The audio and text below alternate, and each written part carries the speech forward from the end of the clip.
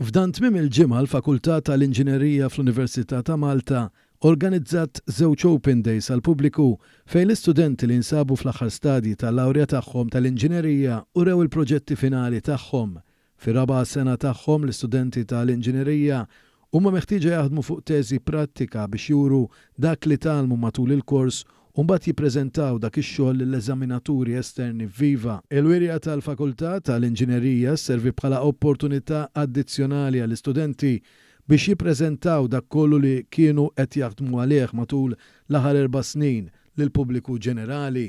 Kull min żar dawn il-wirjiet kellu għażla wiesa ta' oqsma relatati mal-qasam biomediku, l-enerġija rinnovabbli u l-ambjent, prodotti elettroniċi, robotika, trasport, manifattura u materjali ġodda.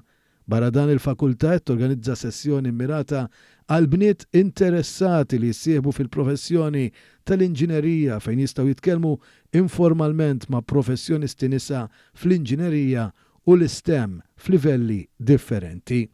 Fis-60 anniversarju minn mindu l-Università offri tal-ewwel darba programm edukattiv fl-inġinerija. Il-fakultà nediet l-Engineering Research and Innovation Laboratories bħala parti minn proġetti infrastrutturali fuq skala kbira waqt il-proġett ta' Transdisciplinary Research and Knowledge Exchange Project.